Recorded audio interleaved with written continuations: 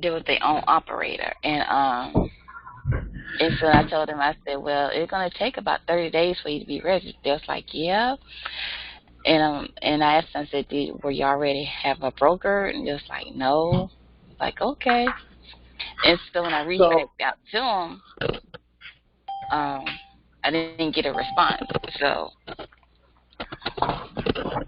okay, so you saying that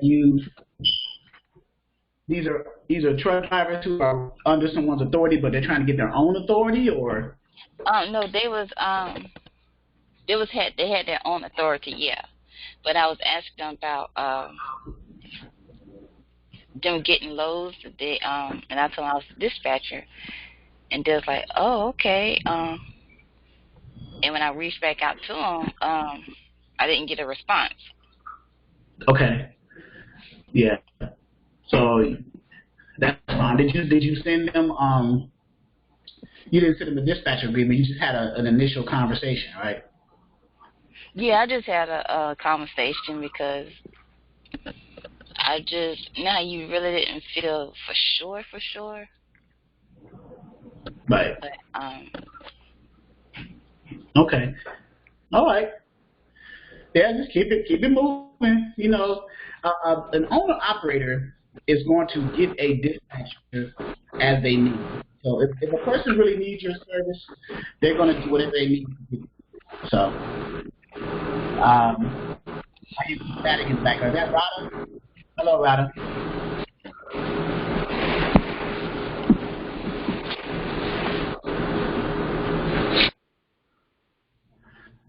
Yeah, we got a guest in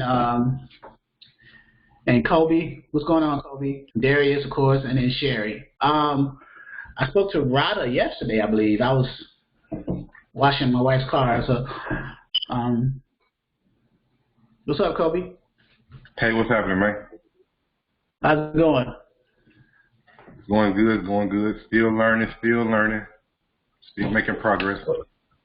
Okay, I'm gonna do a brief Q&A today. But you have any questions?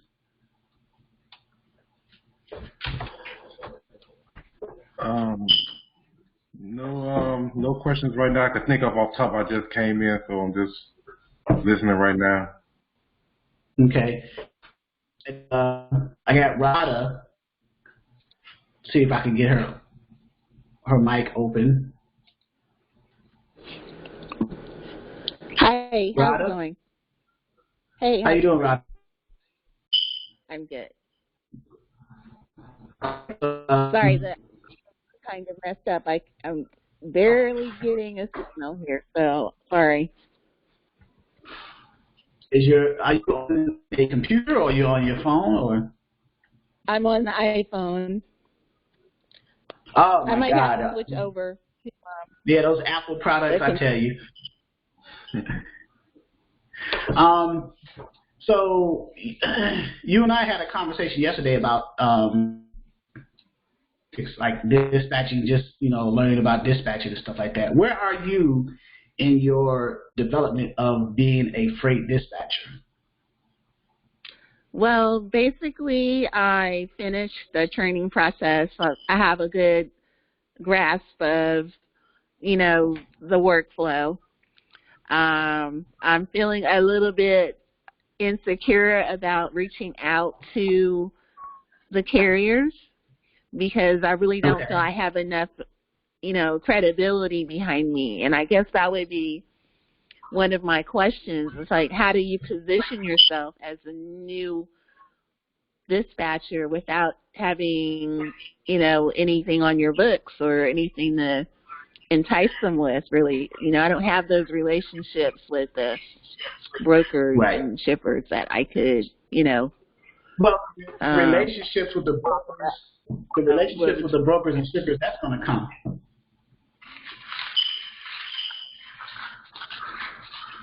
So as you talk to carriers, you'll market yourself as being part of a network of dispatchers who already have relationships with brokers and shippers, and that's going to come when you first start off as a dispatcher. Your main loads are going to be like spot market loads. You're going to be on the load boards a lot, And then over time, as you build up relationships with constantly booking loads with the same brokers over and over again, then that's where the relationship forms. It's basically like learning how to ride a bike, essentially.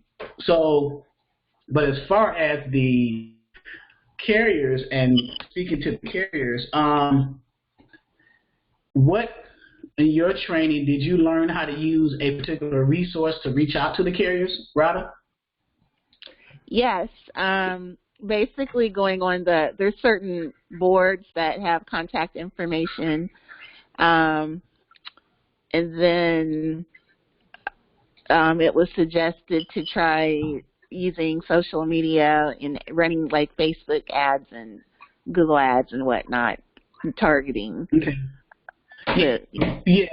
Well, at least join the Facebook groups. So, but I use Truckers Path, the truck search feature in Truckers Path, and I use the Safer website to kind of vet carriers to make sure that they're even worthy of calling.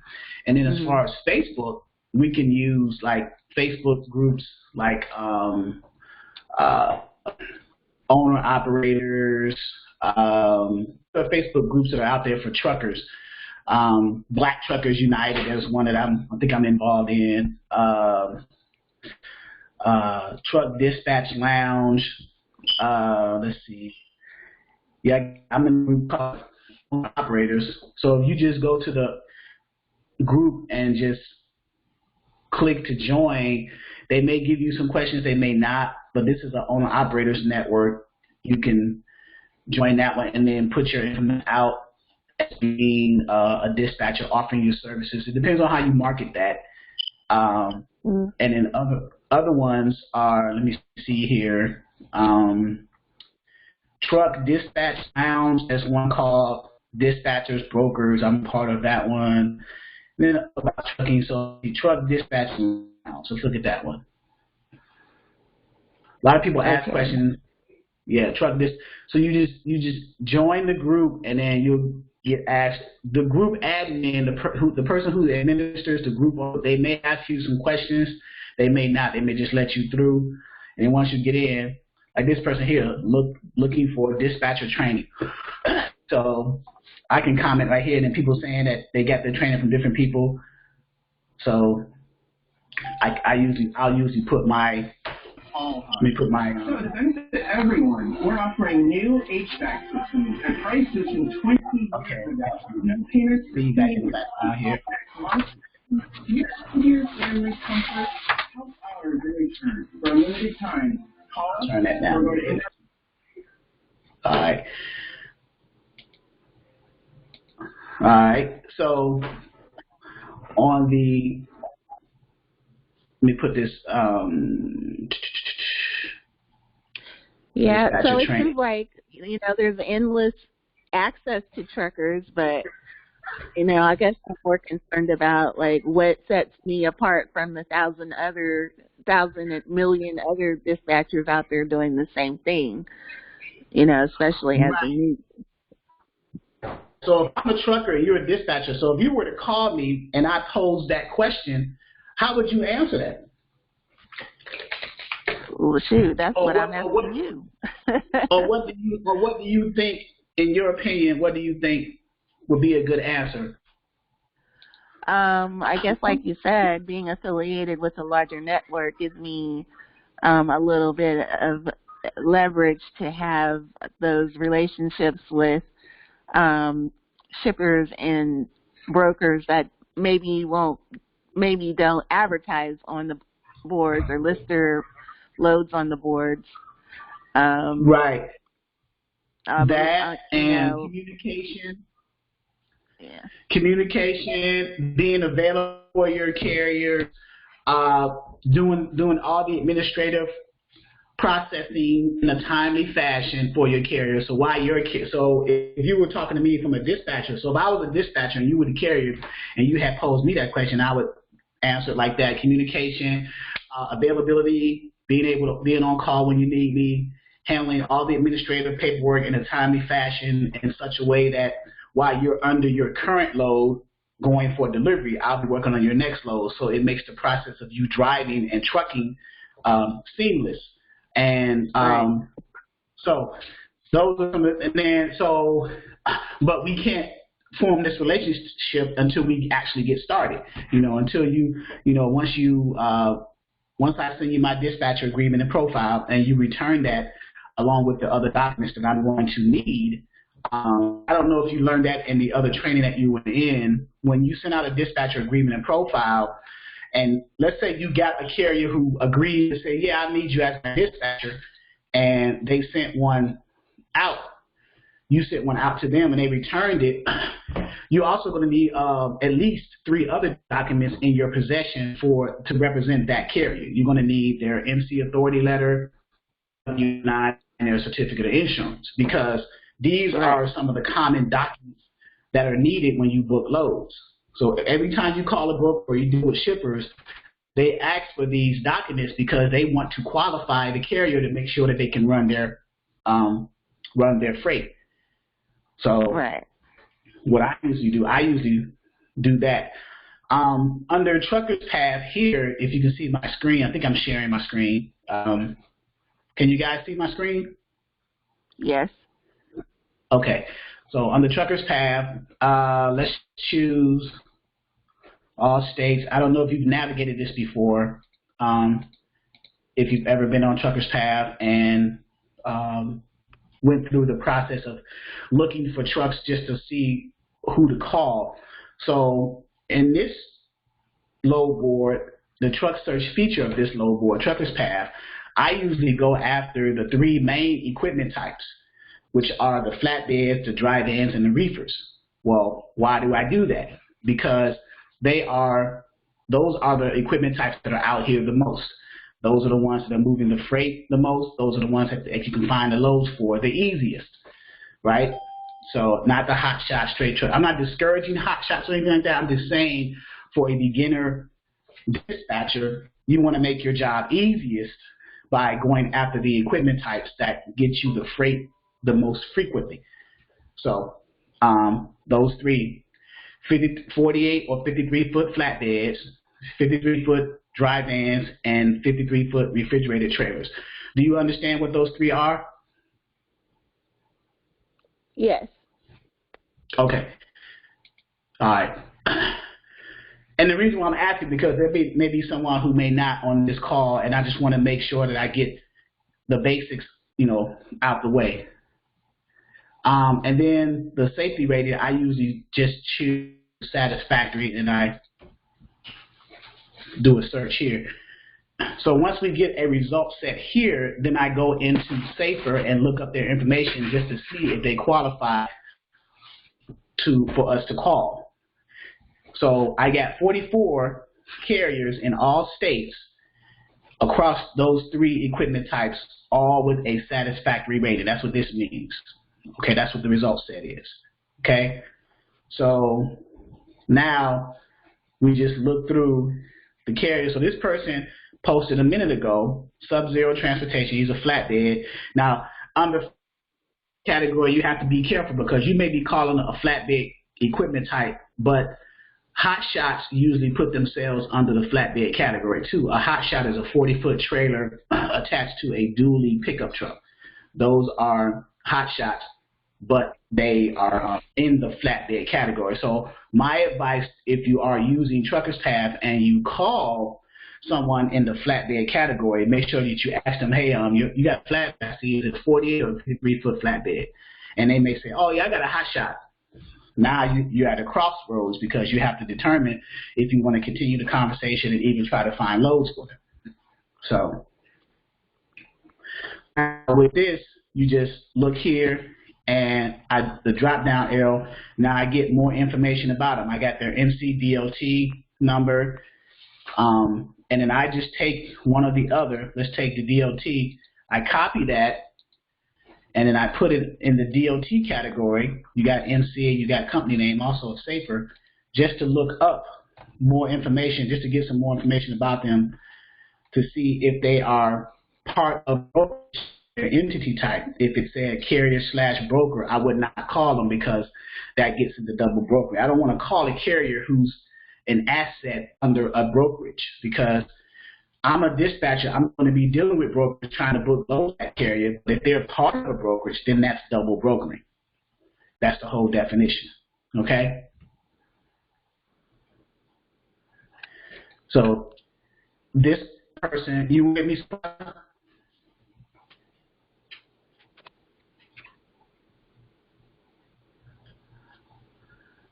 Did I lose you? I'm sorry. I didn't hear you. I didn't hear you. I said, were you with me so far as I'm going through? Yes, I'm with you. Okay. And this person has 2 power units and 2 drivers. So 2 trucks and 2 drivers. So each driver has their own truck. They have been since the 23rd of December 2019. It's pretty new. So they would be a consideration to contact. This one is a 346 number, Sub-Zero Transportation.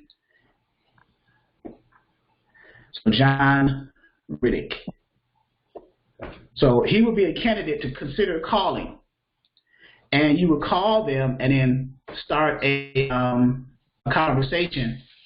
This person asked to join Dispatcher 101. Let me see. Did you join Dispatcher 101, Rada? I'm sorry. What did you say? Dispatcher 101 on the Facebook group. Did you ever join? Yeah, I'm in there. You heard the conversation? I'm in there. Okay. All right. So this person here, this flatbed person, we would call them and start a conversation with them. So what have you learned as far as cold calling in your training, Rada, that we can apply? I'm going to take what you learned and I'm going to apply it to this call. Okay. Basically, I would just make the checker aware that of the number of loads available and ask his availability and how much it would take him to get his truck moved.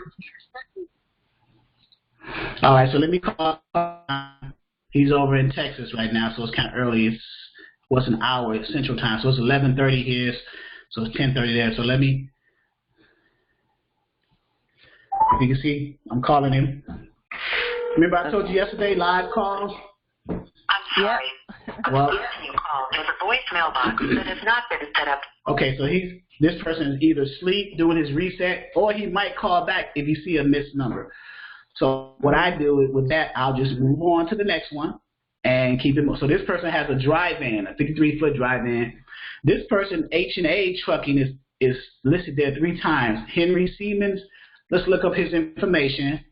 He's in Michigan and North Dakota, so let's look up his DOT and see if he's a one-man team. According to, have you got experience using the Safer website to look up information and kind of vet out the drivers to make sure? Yes, I do. They're not. I've been checking to see if they're actually out. Okay, so.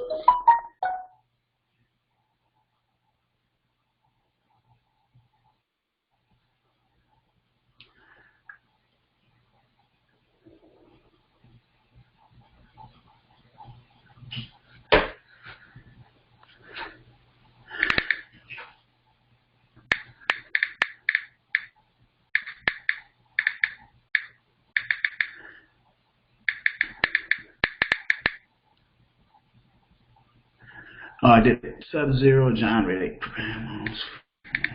Next week. He just texted me.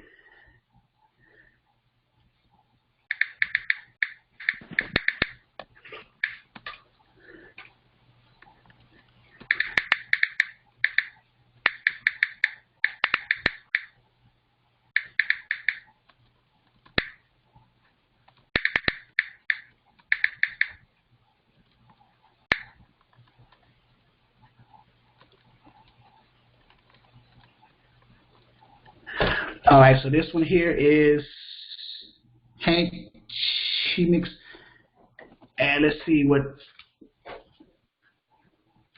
Okay,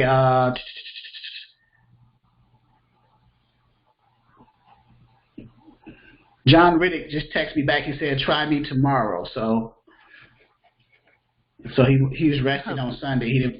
He didn't want to be disturbed, so we try him tomorrow, which is fine. Okay. Hey, do you keep like a spreadsheet of your contacts or a data, use a CRM or anything like that? I have a CRM, but I don't use it. What I do keep is just simple stuff. So you mean all the carriers who I have under a dispatcher agreement? No, like of your contacts. You keep track of your contacts, of your, people in your pipeline? I used to use Salesforce, my CRM. Have you ever heard of Salesforce? Yes. Yeah, I used to use that. I don't keep a track of a lot of contacts anymore. The only ones I keep track of are the ones that I've gotten under a dispatch agreement, and so I can know about follow-up.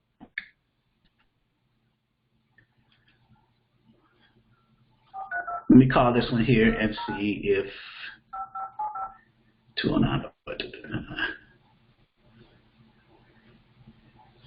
Okay, number. Just showing you the number. All right, I'm putting him on speaker. Good morning. Good morning. Can I speak to Henry, please? Yes, Henry. My name is Charles with Exodus Dispatching. I'm just trying to see if you're under a load or looking for a load for your flatbed trailer. Actually, I'm a hot shot here in Willis, North Dakota. You in Willis? They got a okay, Willis, North Dakota. Yeah. Are you empty up there, or are you looking for something? I'll be looking for something tomorrow. I got a load right now.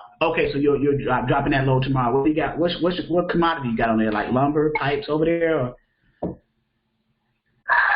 I got a flatbed, which I can only get around 17,000. It's just a gooseneck. Oh, it's a hot shot. Is it a dually? Yeah. Dually with a gooseneck? 17? Yes, sir. Okay. Yeah. So what do you got, like a Ram 3500, 2500 pushing it? It's GMC 3500. GMC 3500. And then where do you normally go? Like, where do you look to go? Do you look to stay like regional, or how far will you drive? Depends on the pay or what? Yeah, it depends on the pay, yeah. Okay. And on average, what do you expect per mile with the runs? $2, $1.75. What do you? Yeah, $2 a mile. That's pretty much what I like, yeah. And you said you could put about 17,000 pounds on them. I'm gonna see if I can look for something over there. Yes, sir. Okay. All right, I got your contact phone number, Henry Siemens, and then what's that email, Hank Chemix at Hotmail? Yeah, the one, yes. Okay, and this is H&A Trucking. Okay. Now, do you have all the do you have I'm assuming you got chain straps and tarp and everything, so. Yes. Okay. All right. So let me see what I can work on. You're in Willis, North Dakota right now. You'll be empty in Willis, North Dakota, correct?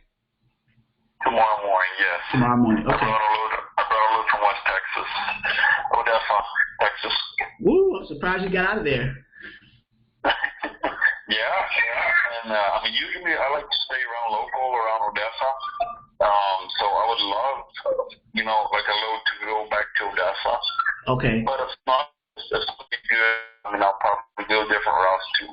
So you're from the Texas area? Yes, I am from Seminole, Texas. It's close to Odessa, Texas. Gotcha. Okay. All right. I'll be in touch. All right. Sounds good. What's your name? My name is Charles. Charles. What's your company? Exodus Dispatching Services. We're a large network of dispatching over about 200. We dispatch for over 200 carriers, and we have access to shippers and brokers all over. We're just trying to get those carriers, trying to bring the good paying loads back, to be honest with you, because it's been kind of crappy, especially with this COVID-19 nonsense going on. So For sure, yeah. We need to get the rates back up, yeah. Yeah, and then there's been some investigations on some brokerages, but we'll see how far that goes. So, all right, sir. It was good talking to you. Same here. All right. Thank you for the call. Yep, you're welcome. Bye. Okay, Rada. That was a hot shot carrier. Yeah, he's a hot shot. Whenever I call the hot shot, I kind of assess the call though. Even though he was a hot shot, assess the call, assess the dialogue, assess the type of conversation we were having, the information and feedback that I was getting. Because I want you to, even though he was a hot shot, I want you to get a kind of feel of how the conversation flowed and because that's key. You know, regardless of the person's equipment type, the key is how the conversation flows and what type of information and exchange you and the potential carrier has. Right? So, what did you get from that perspective?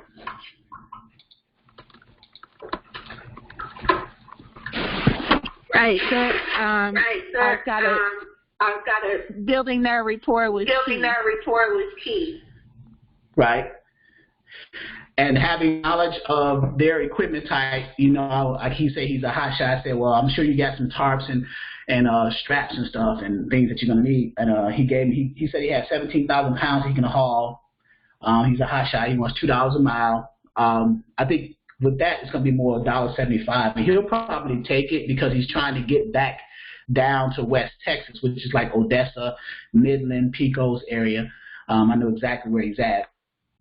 He said he's directly from Seminole. But so in the conversation, based off the feedback and the information that he was giving me, we can kind of get the necessary data that we need to try to find a load for the carrier. Now, in this case, I'm probably not going to do anything. I mean, we could actually look and see if there's anything on the load board just to get the navigational experience of trying to find something for a hot shot. But the main point of the call was to show you, you know, the techniques or a technique that can be used to start a conversation with the carrier. Now, when I first called him, did you hear what I asked him? I didn't say, I said, are you under a load or looking for a load? So the first thing he's going to assume is that I'm a broker. And then I had to introduce myself as a dispatching service. But that didn't stop him from continuing the conversation because he has a need and he's on the phone with someone who may or may not potentially solve that need right now. He's going to be empty in Willis, North Dakota tomorrow, and he's looking for something either out of there back to Texas or somewhere that's paying at least $2 a mile. So that's his need. Right. So can we solve the need? So now that's how you analyze engaged conversations with the carriers. You just see what their needs are. You break the ice, and then you see what their needs are, and then see how you, as a dispatcher, can solve that problem. So, Got it. So was that something that you think you can do that? Definitely, I do. Again, how to boost myself with no credibility. But I understand what you said about affiliating myself with the network. I get it. Yeah. Because I said over 200 carriers. He was like, wow. And we have, we deal with a lot of brokers and shippers, and we have a lot of trucks that we deal with. And he was like, yeah, well, this is a possibility, so. Right. So why is it that you wouldn't necessarily deal with him? It's because he's hot shot, or? Well, it's a challenge. So let me show you. Let me give you a reason why, or potentially. So let's go to a load board, because I don't want to just say why we wouldn't deal with it. But let's. He's in an area that's tough to come out of unless you actually know specific shippers in that area that you dealt with. So he's in North Dakota, right? So let me bring up a map. Right, exactly. Yeah, from a little experience I had, it's hard to get loads for hot shotters with that 17,000 pounds and lower 8,000 pounds. It'd be real difficult to find loads for hot shotters. Yeah, and unless you unless you have strategic people that you know, brokers and shippers that you dealt with dispatching over a year or so, and you're sending a person in that area and say, oh, by the way, I got a hot shot coming in that area, man. You got some LTL coming out of there, or, less than truckload. So he's in Willis, North Dakota. So I'm going to bring this up. So he's in North Dakota, and then he wants to get back down to the Odessa area. He's in Odessa, Texas, so western Texas. So that's the map. So I'm going to go to the Willis, North Dakota, and I'm going to put hot shot. We do have a category for hot shot in here.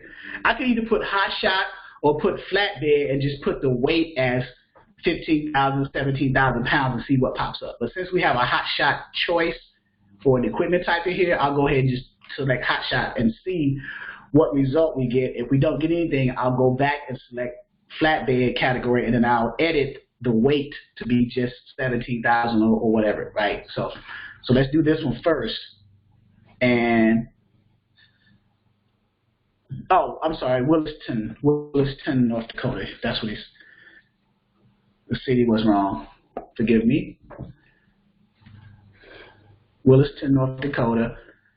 And so it's 12, right? 12 loads and rates over here. I gotta get this changed. So they're like local stuff. Now he can come over to where I live at in Virginia Beach, but he's not gonna drive 300 miles. I mean, he's not gonna drive 1,961 miles for $300 for a hot shot and it's only 500 pounds. This here, see, these loads are crazy. He would have to really negotiate. Now, Williston, there are some distribution centers up there. There's some yards up there for flatbeds. This is a hot shot, though. So PTL is a partial truckload. Leaving out, this one's leaving out today. There's one leaving out tomorrow. So this must be the same shipper that's leaving from. And it's going to International Falls, Minnesota, which is 561 miles from Williston, but it's only paying $500. So it's paying less than $1 a mile. I doubt seriously if he takes that. But this is the example that we were referring to. Here's one at 13,000 pounds. That's still within his 17,000 pound limit. It's going 328 miles, but it's only paying $500. So that's, if you break out the calculator, that's still less than $2 a mile. So it's paying $500 and it's going 328 miles. So you divide the miles, and it's $1.54. So that's where the negotiation comes in at. You look at the load, and you'll see, well, what are there any special requirements? What are some extras in here? And we'll see, is it worth even calling the broker and trying to get that up a little higher, closer to $2 a mile. So $2 a mile for that load is going, what is it going? 328 miles. So you would multiply 328 times 2, and that would be your baseline asking price, maybe $650, $700. Okay? But that's a hot shot load, and it's going 317, so.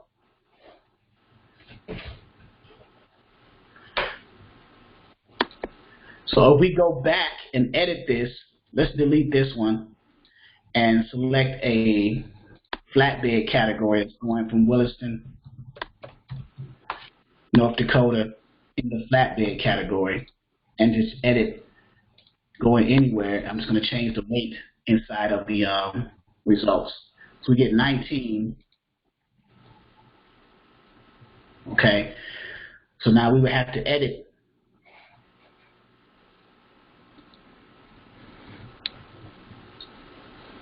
in here and change the weight. So, but that's what I meant, Rada, about it being a challenge to find loads for a hotshot carriers. Okay. I'm not saying it's impossible, but over time, as you build up relationships with brokers and shippers throughout the country strategically as you're moving loads for different carriers. You may say, hey, I've dealt with this broker over here. They may have something small for him coming out of here, or within a certain deadhead. Or maybe I can have him deadhead over to Minnesota or down to South Carolina, somewhere like Sioux Falls, and pick up. Or Mitchell. Mitchell has or Spearfish has a distribution center, and then pick up something out of there and then go. That's one question I neglected to ask him. What was his deadhead distance? How far would he travel empty to pick up a load, a good paying load? So that's deadhead miles. How far will you go empty to pick up your load? So that I didn't ask him that question, but that'll be a question to ask as well.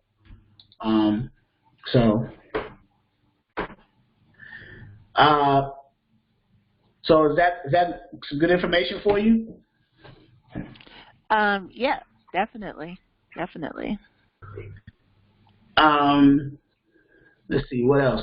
Oh yeah, but with calling the carriers though, that's the main thing, is calling the carriers. So what I usually do, once I get done speaking to one carrier, time has passed. So in Truckers Path, I refresh the screen because newer carriers could have logged in and they would move toward the top. The most recent carriers who logged in are always at the top. So you would log in and look at and see what's going on, see who's logged in recently. So let's see, I got a Jeff Green on here. Mr. Green. Of course, Mike is here, Kobe's still here, Sherry. How you doing, sir?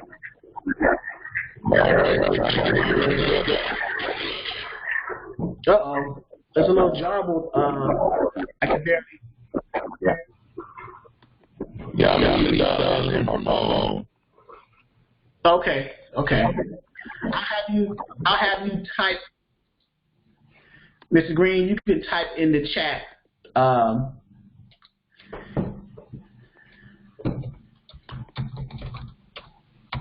Here, I'll type in here. Any questions that you may have. So let's see. We got a van. Rashid Adnain just logged in 3 minutes ago, and this is a dry van, 53-foot van.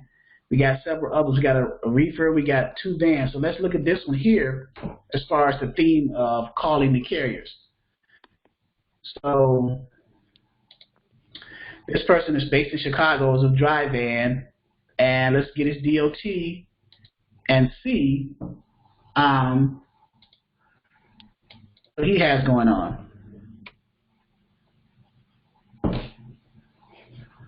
Okay, so he's part of a larger.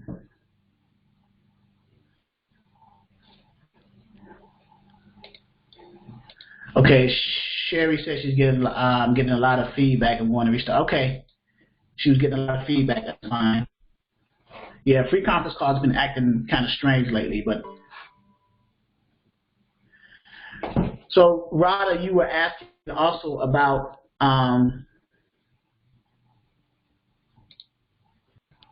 keeping track of the calls and the CRMs and stuff like that. So, right. Now with me, with my carriers, let's go here, dispatch 101. I charge either 10% or 7% some of my carriers, and I keep them. I have file folders. I was giving people a simplified version. Like if you don't have a spreadsheet, if you can't afford to get a spreadsheet like Excel or whatever, you just create simple file folders based off of the equipment types: dry van, flatbeds, high shot reefers, what have you. Let's say dry vans, and then in each dry van, let's go to the 7% ones because there's more in there. So let's go to the 7% ones. Let's say we were on flatbed, so let's go to flatbed category. So here is all of my flatbed carriers I have under a dispatch agreement that are in the 7% dispatching fee category, right? Hopefully that wasn't too confusing. And here is dry vans. My dry van carriers who are under a dispatcher agreement, reefer carriers who are under a dispatcher agreement. Doesn't necessarily mean that I move loads for them all the time, but I have dispatcher agreements from them. So when they call me or I call up on them and say, hey man, where you at? Do you need something right now? And they'll say, yeah, you know what, by the way, I was going to be ready to call you. Charles, what's going on, man? Where you at? What you need? And go from there. So having a carrier under a dispatch agreement doesn't necessarily mean that you're going to dispatch for them all the time. It just locks you in dispatch for them. Now, carriers have the right to choose any dispatcher they want. They can sign as many dispatch agreements with different people as they want. But once you find a load, then they are bound under the agreement to honor that and pay you for that specific load. Now, the goal of the dispatcher is to get carriers under a dispatch agreement in such a way that they will only rely on you and your service as a dispatcher. That is the ultimate goal. So under each carrier, then I have subfolders of all the brokers that I book loads with for that carrier. Those are the subfolders for the broker under this reefer carrier. All right, can you see that? Yes. And then also, too, remember those documents. So in the folders for each carrier, whether they are a dry van, flatbed, or reefer, those documents that I needed back from them, the certificate of insurance, which is the COI, the W-9, and the MC authority letter. And I got other documents, too, depending on the type of loads that he needed. Like I got his NOA form. NOA stands for Notice of Assignment. So if a carrier has a factoring company that they're using to get paid quicker as opposed to relying on the broker's payment methods, then as a dispatcher, you would need to have a copy of, it's a good idea, I don't want to say you would need, but it's a good idea to have a copy of their NOA form, Notice of Assignment, so you can send that to the broker. The purpose of the Notice of Assignment for the dispatcher's perspective is for you to help your carrier vet out the broker. Because the Notice of Assignment is sent to the broker, they fill it out, and that is sent back to the factoring company to run a credit check on the broker to make sure that there are no red flags on the broker side.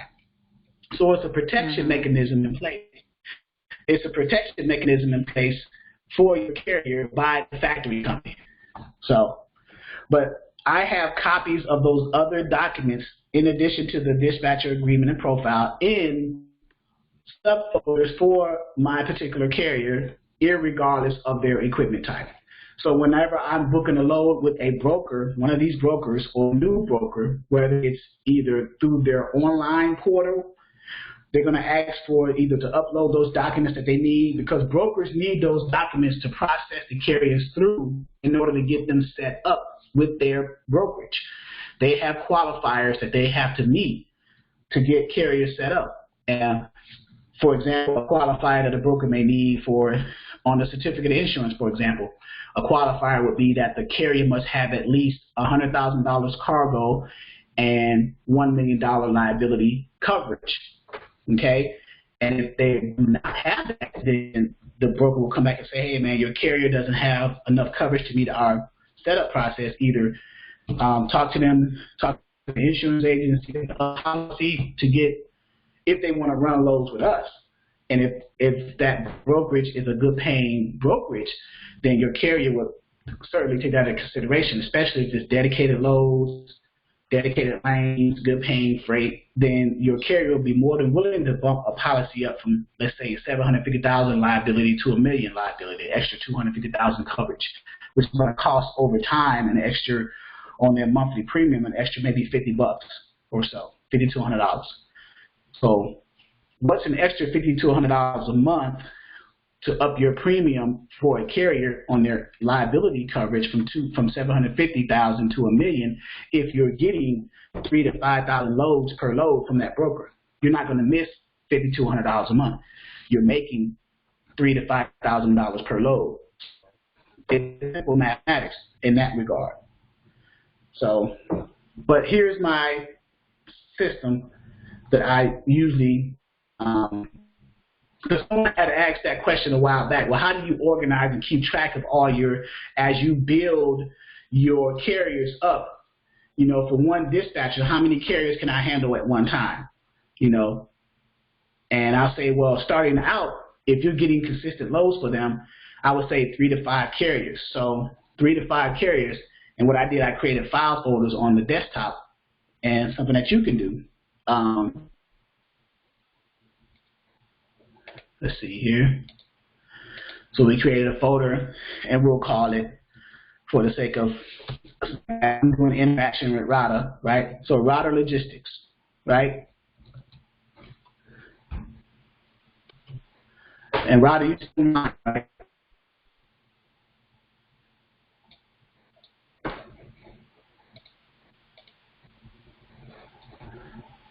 Oh, she's still here.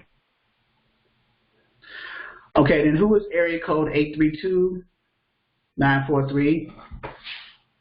Texas, I think it is. How about you? Yeah, that's me, Charles. It's Jeff Green. Oh, okay, there you go. How you doing, Jeff? How did you come about coming across this information as far as dispatching? Oh man, well, you know, one day, you know, I was previously in logistics industry before trying to venture out to start my own business. I was working for a freight forwarder for a distribution center, but we recently got furloughed. But a couple of the carriers that I was talking to, they told me, you know, why don't you try dispatching for yourself? And so that's when I started researching and everything, and then I came across you and some other videos, and I decided to join the program. Right. So for freight forwarding, you have access to, well, information about, you know, from shippers to brokers. I'm not sure how much information I don't know what level of freight forwarding you were involved in. Like, were you in the warehouse side, or were you in the office side, or were you like a terminal manager, or what? In freight forwarding, you know, freight comes in and then it gets distributed out with different logistics companies and transportation companies, and sometimes freight is held there so there's charges for that, you know. Yeah, you're in a unique position because you may have access to direct shippers, some brokers, of course carriers, and the carriers who advised you to become a dispatcher, are they willing to allow you to dispatch for them? Are they owner operators or are they company drivers? That's a good question too. Well, several of them were company drivers. You know, I was with the Walmart distribution center, so okay. A lot of them, Walmart had a subcontract with XPO Logistics, and you know, I would talk to a lot of those. I would talk to a lot of those guys from time to time, and they were the ones who recommended me to do the independent dispatching.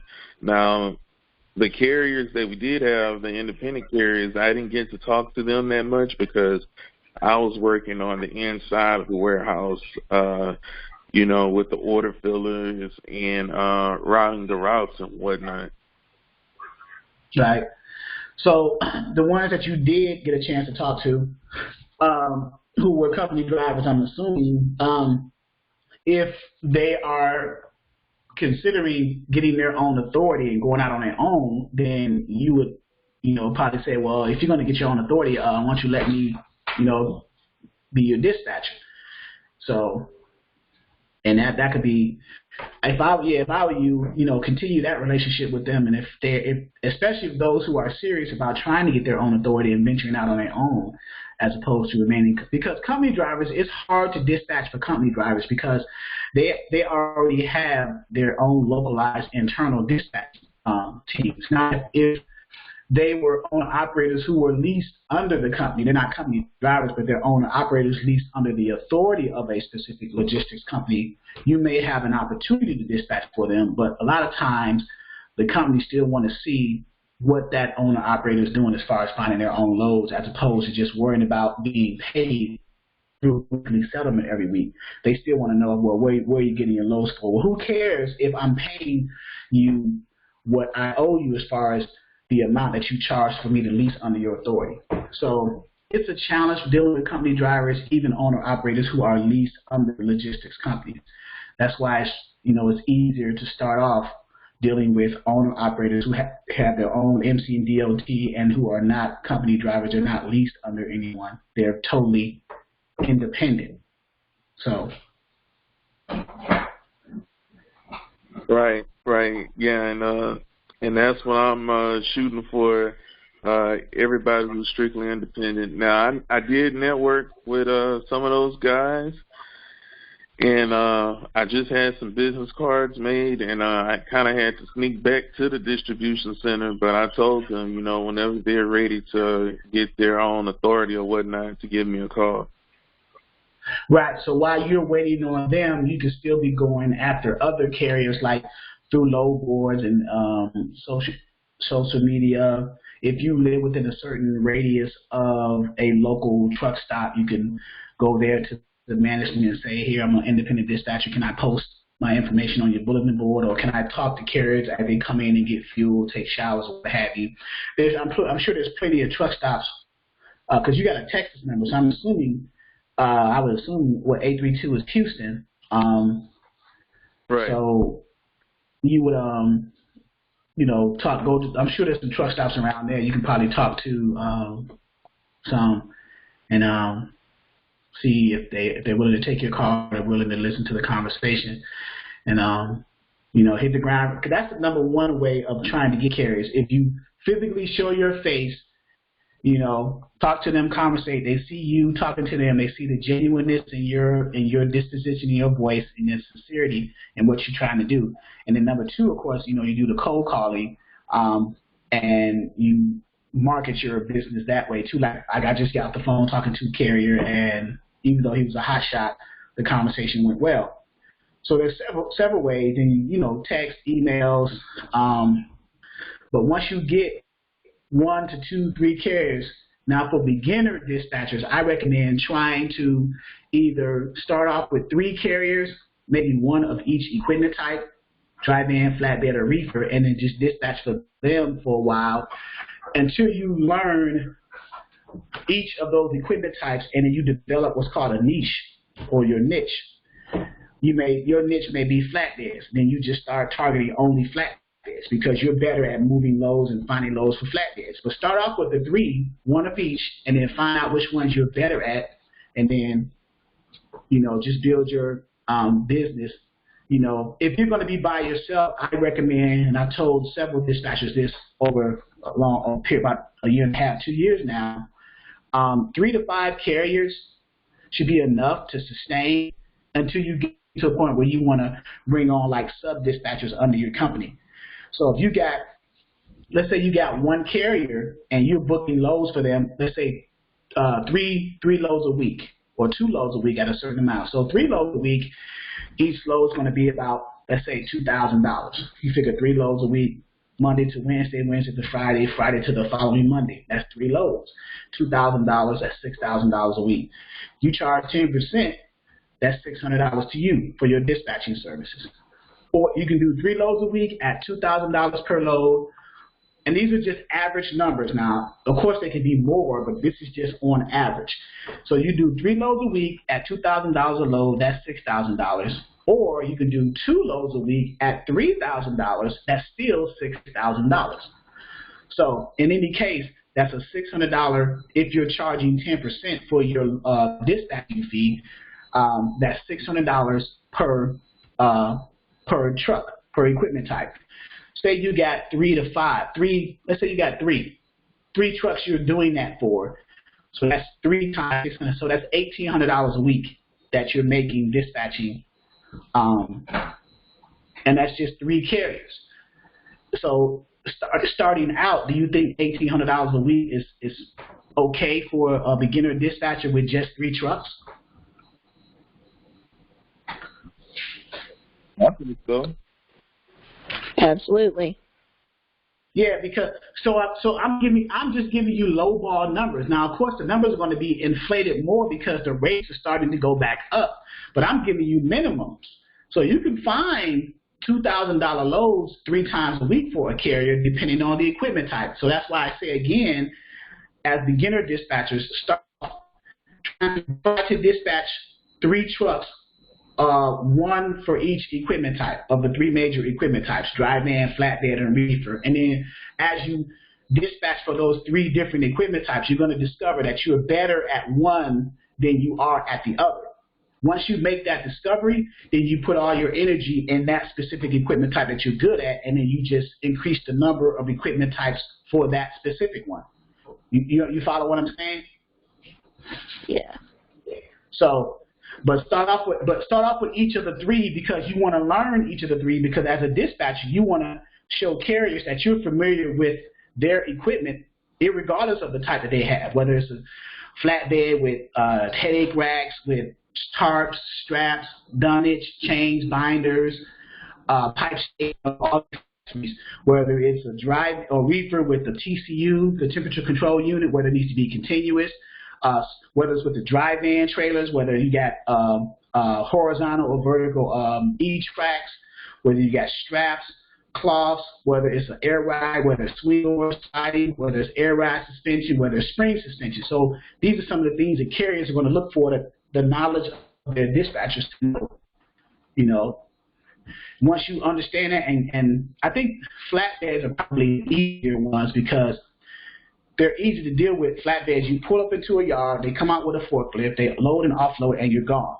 But with reefers and dry vans, you got to go through the security gate, you got to go to a doctor, you got to sit there and wait, you got detention time, you got to get loaded and offloaded, you got to go back into the office, get the paperwork.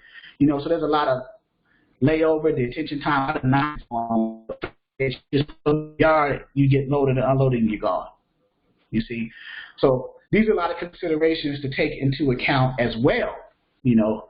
But again, I recommend for beginner dispatchers to at least try all 3 of them once and try to dispatch for them for maybe, I don't know, 3 months. In that 3-month time, that 90-day period, you should be able to discover which of the 3 that you have more, it's easier for you to understand, the dry van, flatbed, or the reefer. And then you put all your energies into that one, and then you get your 3 to 5 carriers. Let's say you got 5 carriers. Let's say one dispatcher can handle 5 carriers for their business. So $600 times 5 is what? $3,000 a week. Now we're getting into some serious numbers, right? So you're finding, let's say that and it's going to be easier if you get 5 carriers of the same equipment type and you deal with the same brokers with the same level. All you got to do is send all 5 of your same equipment type carriers to that one broker and book the loads. It gets easier. So 600 times 5 is $3,000 a week. Times 4 weeks in a month, that's 12,000 times 12 months in a year. So you're grossing 144,000, right? Take out 20% for tax or whatever tax bracket you're gonna fall into a certain tax bracket. So 6 figures a year with and you're dispatching regularly 5 carriers of the same equipment type, say flatbed. And it gets easier and it becomes automated once you start getting dedicated lanes for those same equipment type carriers with the same brokers.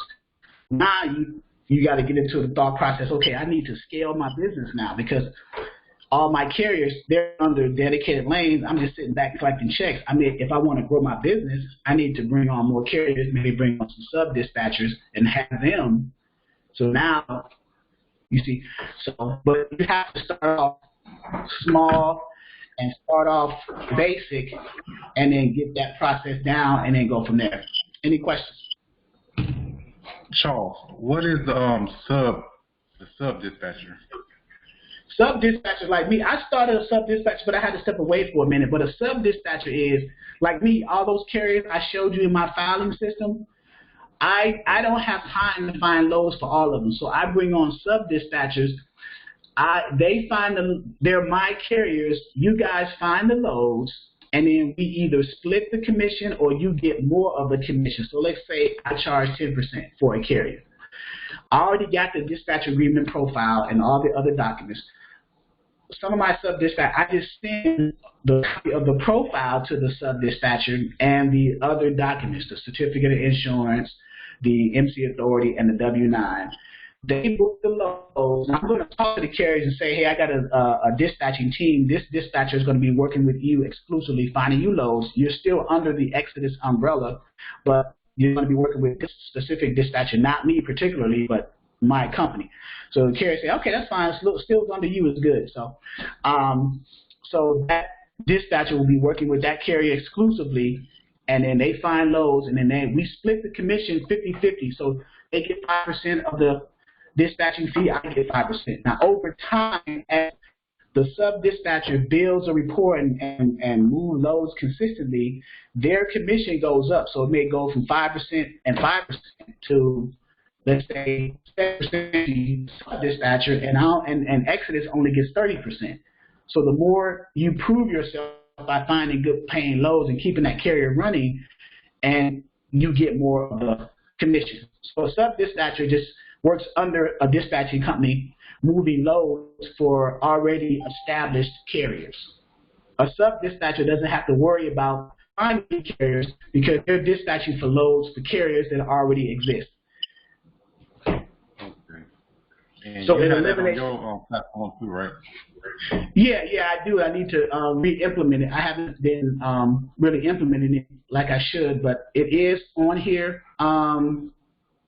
under ELLC services. If you can see my screen, sub-dispatcher form right here. And someone filled it out and turned it in a couple of days ago. But with mine, you can't be a sub-dispatcher unless you are enrolled in an enrolled subscription member in the Dispatcher 101 training. But this is where you go. You fill it out, dispatcher, company, email, phone, and then you pretty much sign your name and submit.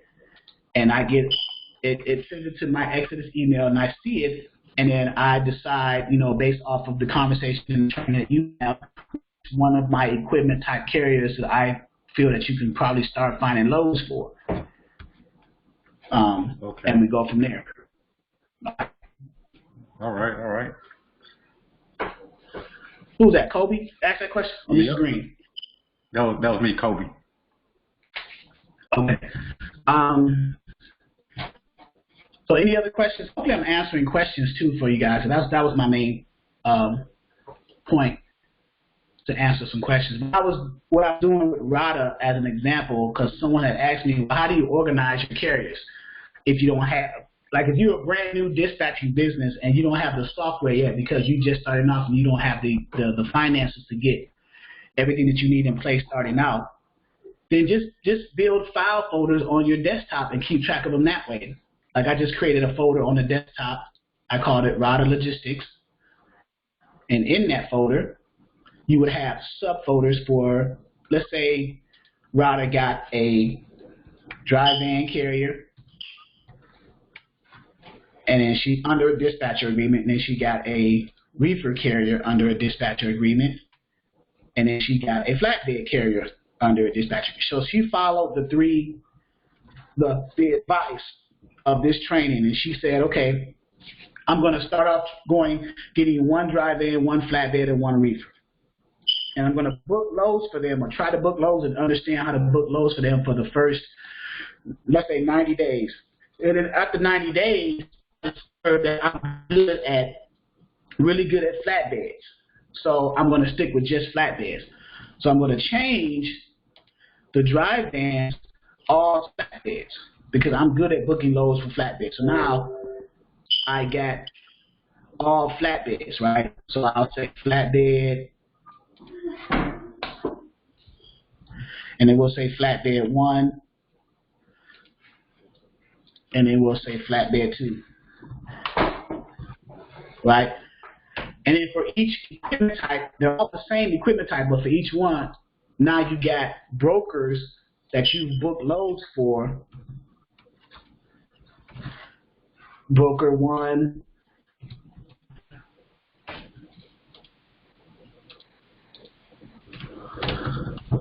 broker 2.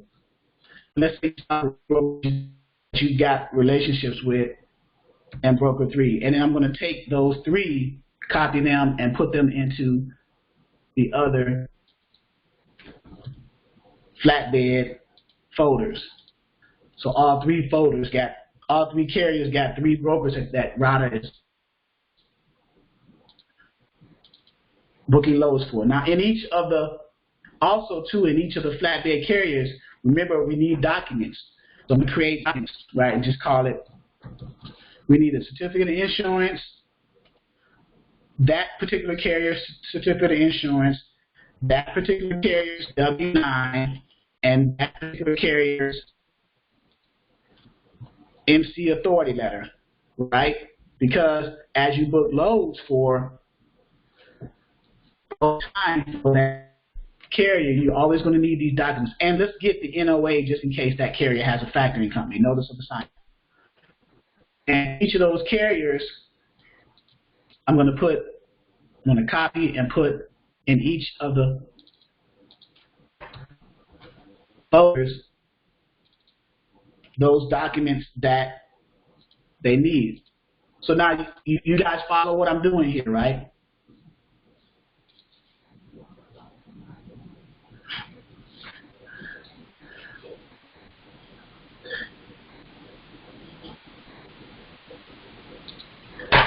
You guys follow what I'm doing here?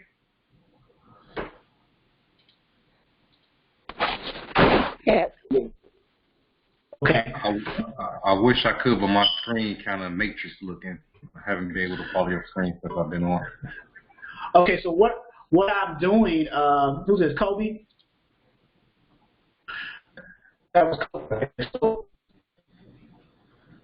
Yes. So what I did is, for a person who just started their dispatching business, and they first, so let me create the other folders too under router. Let me recreate those folders, the dry van and the reefer, just to leave them in there. Okay. So dry van, flatbed, and reefer. But after 90 days, she realized she was good at flatbed, so she just got 2 more flatbeds and just dispatching for the 3 flatbed carriers. And she left the dry van and reefer carriers in there because it may come a time that they may reach back out to router logistics. But right now, since she's good at finding loads for flatbeds, then she will focus only on the flatbed. So she got 3 of those. And in each one, she has brokers that she deal with, and she has the documents that she needs for that carrier. As a matter of fact, yeah. And now, remember too, with the brokers, what do you need with the brokers? What 2 documents do you need with brokers to get set up?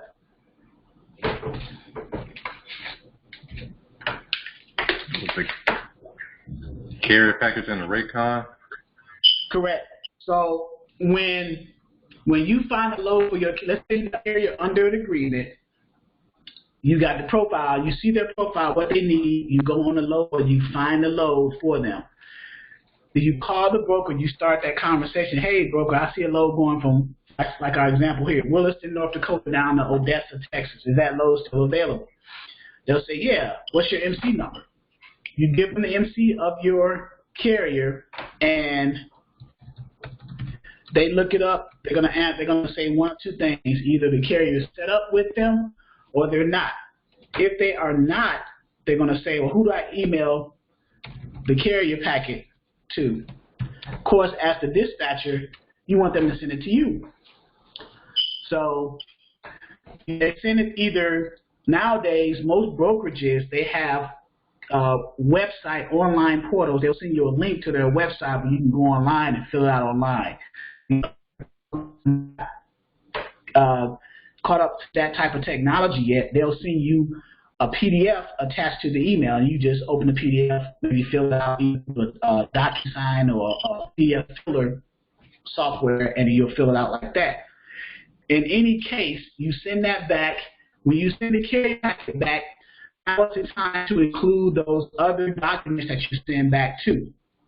The certificate of insurance, MC authority letter, W-9, and NOA. That's the time that these four, along with the carrier packet. So now the broker receives all that. They're going to process that information and then run it through their system, their compliance, to see if your carrier meets their qualifiers. If your carrier meets the qualifiers, then they're going to come back and say, hey, okay, you guys are set up. Let me send you the rate confirmation. So now the rate confirmation is a reflection of what was posted on that load originally on the load call, motivating you to call that broker in the first place. So as long as the numbers match on the rate confirmation to what was posted, and then everything else is good, you get with your carrier and say, okay, I'm going to either you sign it, Mr. Carrier, or you have me sign it as a representative of you, and then send it back in. Once the rate confirmation is signed and sent in, that load is officially booked. Okay?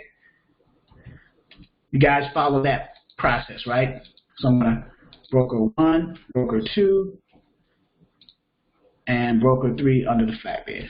So, and that's the same thing with.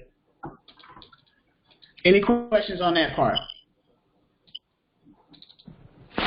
So the with the folders for the brokers, those are just brokers that you build up over time that you're trying to maintain a relationship with, or that's just for the loads that have been booked?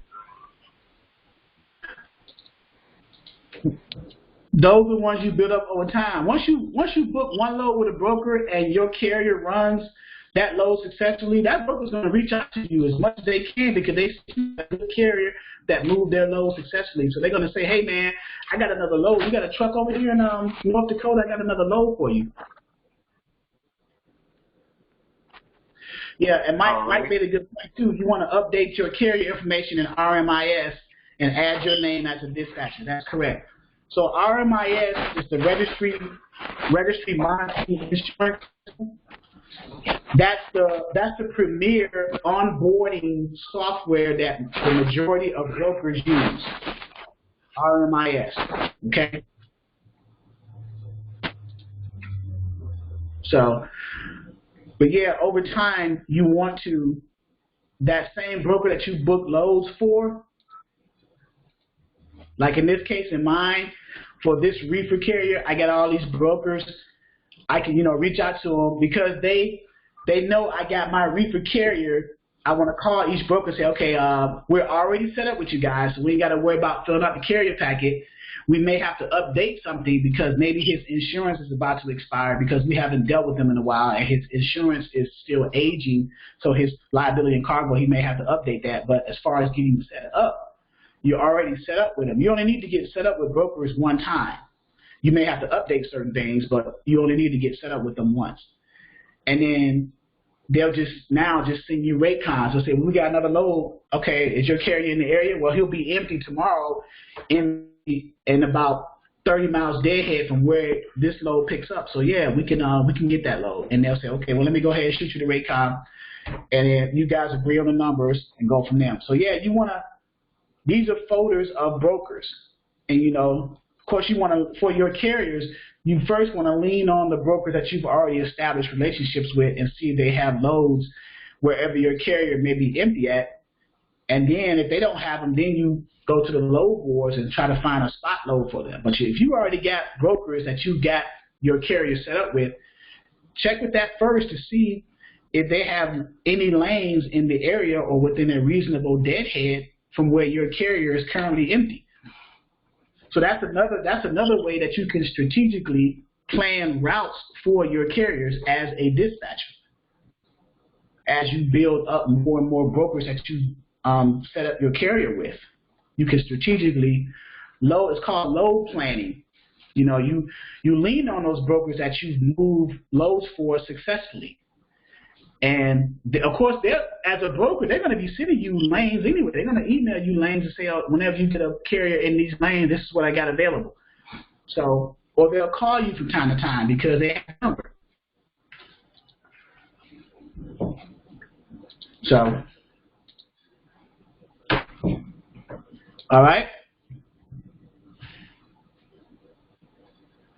But the RMIS, Mike made an excellent point. Let me show you what it is, because RMIS Insurance is an onboarding tool. Here it is right here. Registry Monitoring Insurance Services is one of the premier, if not the premier, onboarding, compliance, and onboarding software. A lot of the brokerages are migrating to this one. There are others, but this is the more commonly used one. So transportation, this is the transportation one. So then you can get set up and have a live.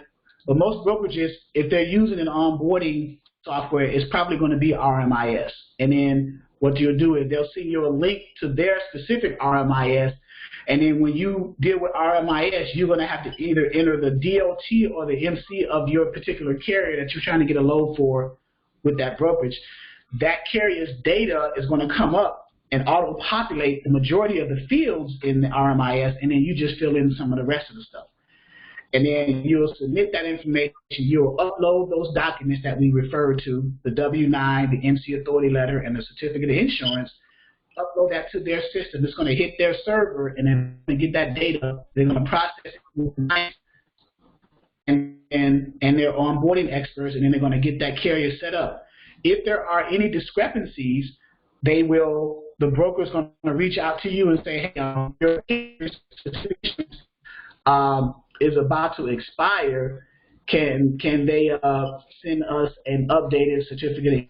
So what you would do is, let's say, for example, in that particular scenario, you would open up, you would check their certificate of insurance, and this is just an example. You would call insurance agents and say, hey, I need an updated policy, certificate of insurance, and I need this brokerage listed as a certificate holder, because down on the certificate of insurance, you always have a section that says certificate holder. Whenever they say, yeah, we need to be made a certificate holder on your carrier's certificate of insurance, the only thing that they're asking is right here. They just need their information, the name of their brokerage, their street address, city, state, and zip, and their. So you would call the insurance agent on your carrier's policy and let them know, hey, I need a certificate of insurance listing the following as a certificate holder. And then they'll say, okay, what's the name of the company? ABC Brokerage, 123 Main Street, Anywhere, USA, 12345. They're going to take that data and put it right here. And they're going to say, who do I send this to? Well, send it to the broker that I'm dealing with, their email, and CC my email in also. So I get a copy of it, and of course the broker. So you have the insurance agent kill two birds with one stone. Okay? And all of this will come up over time. Everything that I'm saying to you, I've done. So I know exactly what to do. If you get like, questions about it, I mean, I can show you exactly. I'm just giving you a high level information of what may happen as you come across and dealing with getting your carrier set up with brokerages. Some of the techniques and nuances that are involved in that process. So, any questions?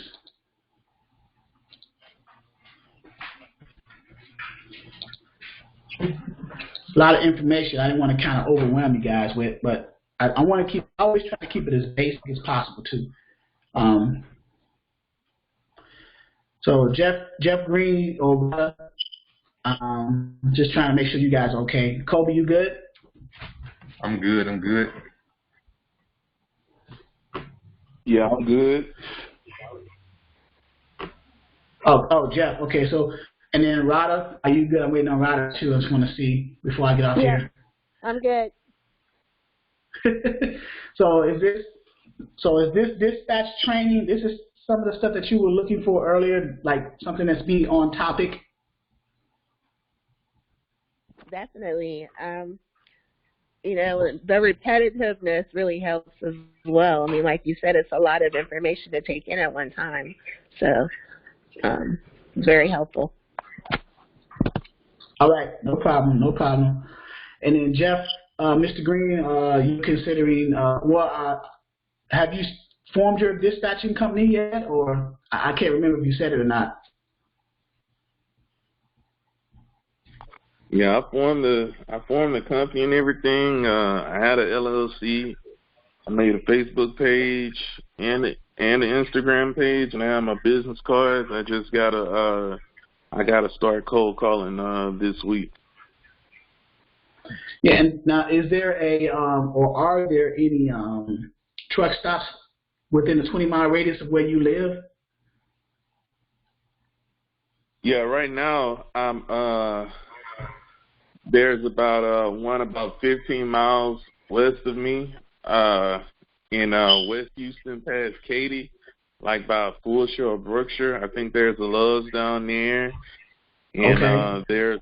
There's some on the other side of Houston on the east side, and I know there's one by Baytown. There's a TA, and then by Beaumont there's a Petro. But I know those are the more popular truck stops, or I want to say those with more traffic. So I was going to hit those up around Thursday and start passing some of those cards out. Yeah, like Love's, Flying J's, Pilots, Petros, TAs. Yeah, those are all the truck stop names. Yeah. Okay.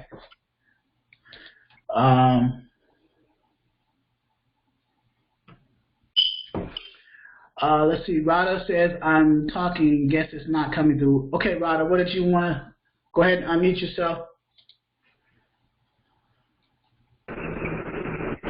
Oh, can you hear me now? Yes, I can. All right. I was just saying, yes, it's very helpful. The repetitiveness helps a lot because, like you said, it's a lot of information to take through.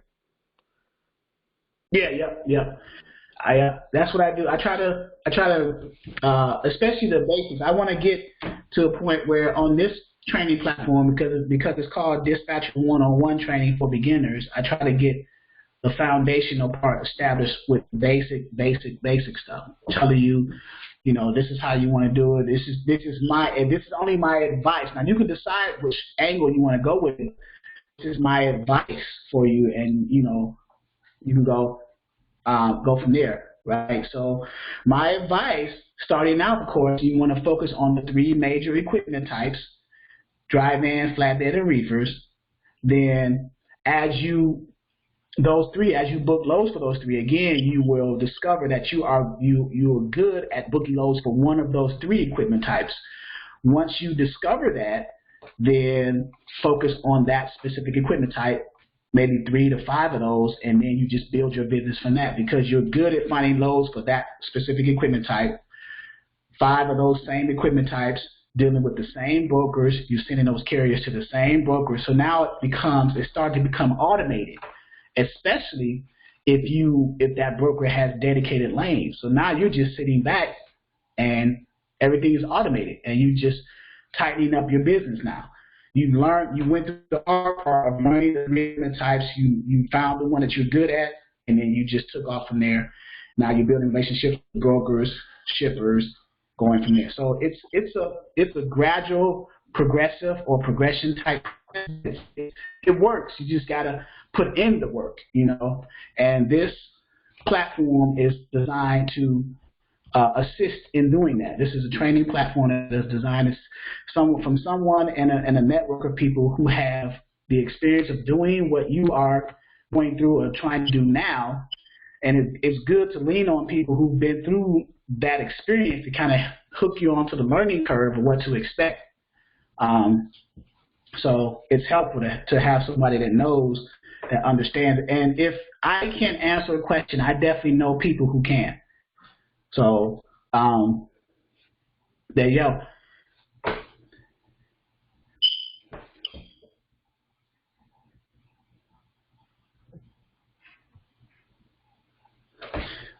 And Mike, thanks for the words of wisdom. Anybody who hasn't enrolled, do so now. Charles will not steer y'all wrong. I guarantee his teachings will get money. Yes.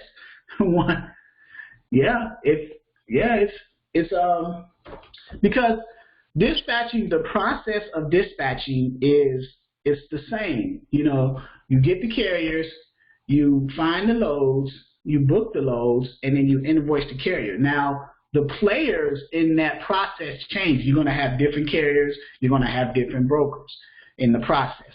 But the actual technique and the workflow and the process is always going to be the same.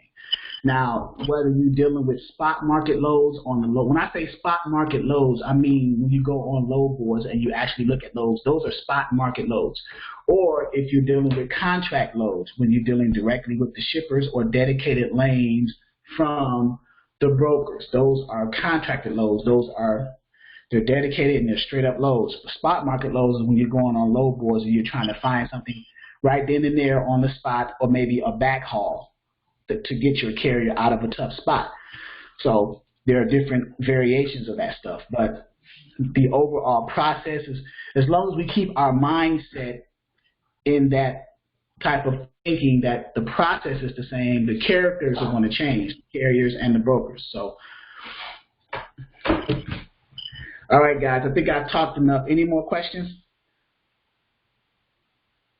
I will say this, for the people who don't have spreadsheets or whatnot, Google does have like free office software that you can use, Google Sheets and Google Docs. Yeah, Google Docs, Google Sheets, yep. So yeah, that's a good point too. Let's go there. Especially if you got a Google account, like a Gmail account or whatnot, you can sign in and then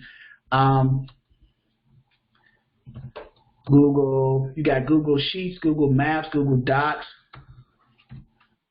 Google Sheets templates. You can utilize them. Free online spreadsheets for personal use. So there you go right there. And it looks similar to Excel. So here's the Google platform of Docs. The Google Docs look similar to the Word documents of Microsoft. Google Sheets look similar to the Excel documents on the Microsoft side. And then you got the slides and then the forms. So yeah, play with that for a little bit on the personal side and then see if that works for you, you know.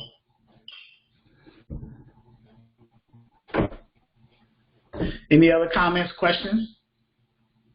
So Charles, you said I could go to the sub dispatcher form and fill that out, and we'll go from there. Yeah, who was that, Jeff? It's Kobe again. Kobe. Yeah, let me reach out to some of my carriers because I want to make sure that I have. You can still fill it out that way; it'll be on file. And then when I get carriers who are, because I'm getting back into pumping up, getting those carriers, seeing where they are. Because I haven't reached out to some of the carriers in a while, but I'm going to see where they are, see what they're doing, and then going from there. Let them know I got a team of dispatchers that are willing to work under them. But yes, to answer your question, yes, you just go to ELLC, Exodus Logistics Learning Center Services, sub-dispatcher form. Once you fill it out, hit submit, it'll send an alert email to my expert email, and then I'll just reply to that saying that it was received and then being processed, and then we'll go from there. All right? Okay. Yep. Thanks. What's that about, Charles? Those people who are enrolled subscription members of the Dispatch One-on-One Training for Beginners platform, this one, because you're here as a guest, but there are members who are enrolled subscription-based members, then the opportunity to dispatch, if you're having your own carriers, you can dispatch some of my carriers, and then we split the commission while you're still trying to find your own carriers. So it gives you an extra layer of learning while being paid at the same time. So you don't have to worry about calling carriers because I already got carriers. If you saw my file folder, I already got plenty of carriers. I just gotta reach out to them again and say, okay, I got some dispatchers that can keep you running consistently, and then I'll just give the sub dispatchers to carriers that I feel that they can. Because I'm going to use which carrier select for which dispatchers based off of the level of understanding that I'm gathering from the sub dispatcher. If I feel that you can understand, you know, and you can make mistakes in the process. Don't fear making mistakes. Don't fear messing up a load because you're going to learn from that. I'd rather you fail and learn from the experience than to not try at all. So that's the worst thing. So if you don't even, if you don't fail, you're not even trying, right? And I'm not saying fail like in a positive way to motivate you to fail. I'm just saying sometimes fail is a good thing because you learn from that experience of what not to do the next time. So it's a learning process. And being a sub-dispatcher here, if you come across a process that you're having a hard time with, again, it's good to reach out to a network and help you. Like if you call me or reach out to the network and say, I'm a sub-dispatcher on Exodus. I'm having trouble, having a hard time finding a load. Now, this is in the Facebook private chat group. So they'll say, well, what's the load? What's the lane? Okay, I need a load going from Houston, Texas to Atlanta, Georgia. And then now you got a network of other dispatchers looking for loads for you as well. So now you just multiplied your likelihood of finding a load. So that's the beauty of being a part of a network too. We try to help each other. And some of the people on the network are brokers, some of them are carriers, and some of them are dispatchers. So it's like a family. All right. Hey, Charles, can you add me to the Facebook private chat group? Yeah, this is Kobe. It's Jeff.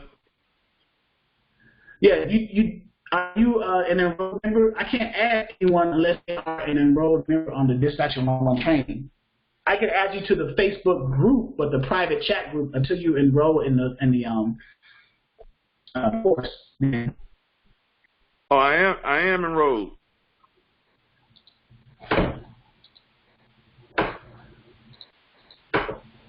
Okay, I didn't realize that.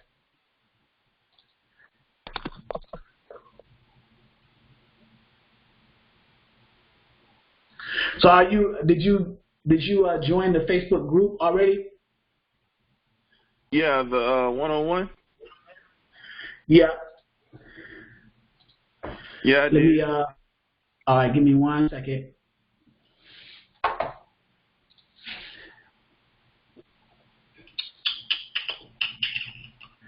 Get out of here.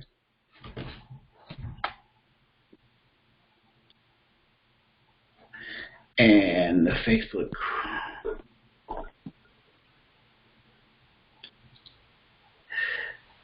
All right.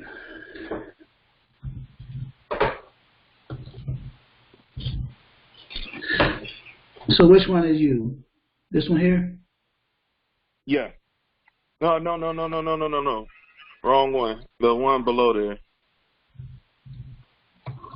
With the wholesale, you're also a member of Wholesale Housing Elite? Yep. That's you right there. Let me see. Okay, so go ahead and type something real quick. I think I added you, so you're in the chat group. So go to the Dispatcher 101 private chat group, and then let me see. Welcome,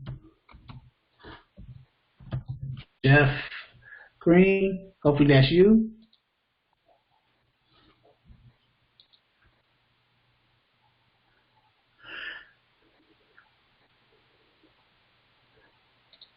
And I just need you to respond to that so I can see that's you.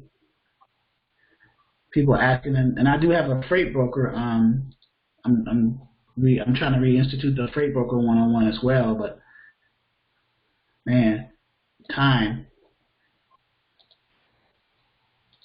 All right.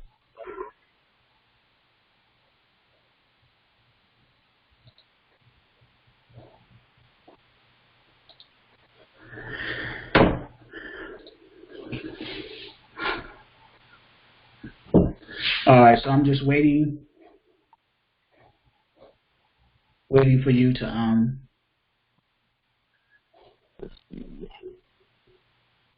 Because I'm on my desktop. Give me a second. All right. While you're doing that, any more questions from anyone?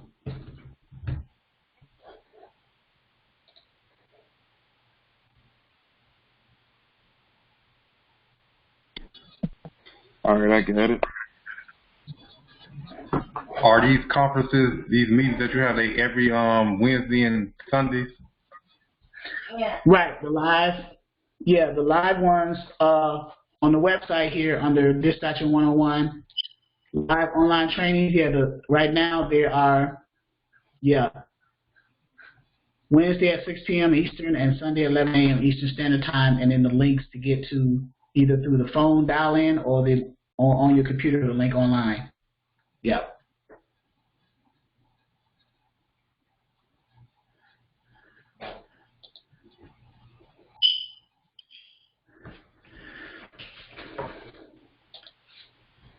Unless otherwise, if I may have to cancel sometimes because I'm dealing with a mom who's in a nursing home right now. We're going through this COVID-19, so we're kind of limited on the amount of time we can go see, and so there's other things. There's things going on with that. So, but that's the standard times. Yes. All right, and then I'll just wait on Jeff. I'm still waiting on you, Jeff, just to give me a thumbs up or something that you are in. Because I added somebody named Jeff Green. I don't know if it's you or not, but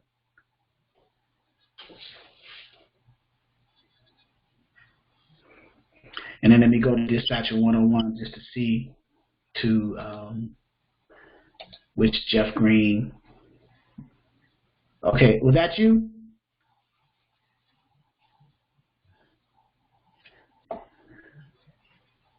Okay.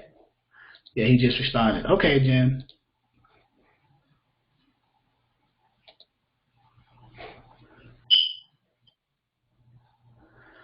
All right, sir, I got you. All right. All right, we're good to go. So now you're part of the private network, and you can ask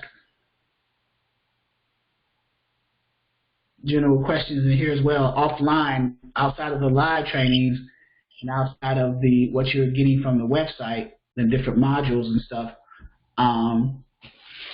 You can ask questions on here too. So.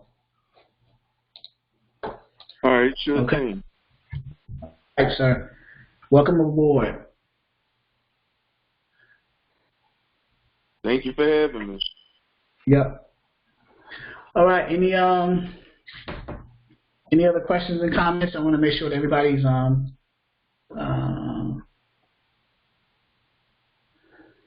let's see. Someone see. Thanks. Enrolled members have access to the chat group for help. And me too. Who's this? Who said and me too? Sherry. Sherry, are you?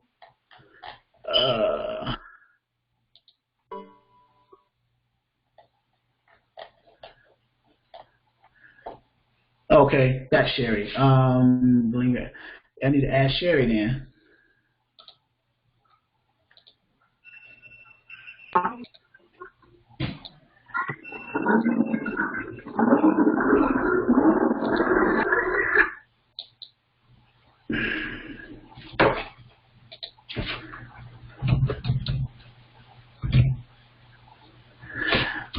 What was Sherry's email? Let me add Sherry. Blinger07 at Gmail. Sherry Campbell on there. Sherry Campbell. Yeah. The second one. Yeah. Okay, give me a thumbs up. Okay. Hold on.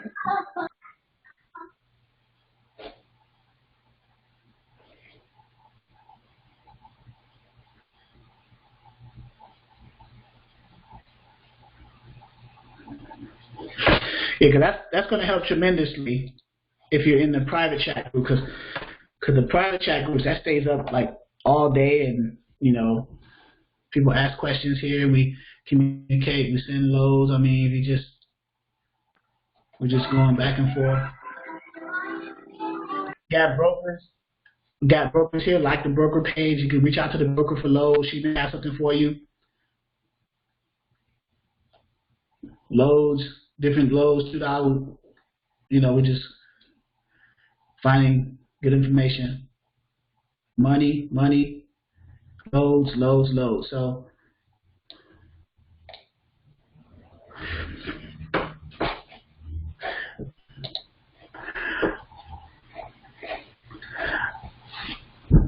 All right. Any other questions, comments before we get off the live?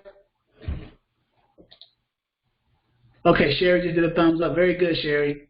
All right, welcome to the private chat group. I didn't realize I didn't put you in there, but I apologize for the delay.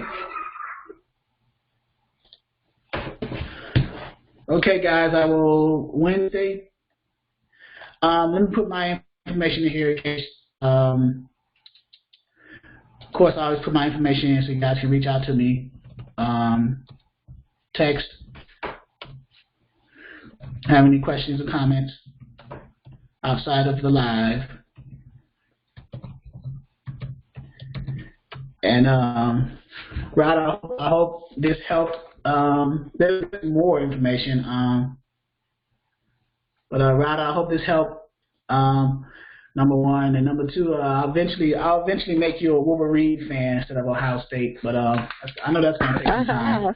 We'll see about that. Thank you very much. I appreciate the time. Okay, no problem. Any questions? My number is there. All right. Take care. Bye.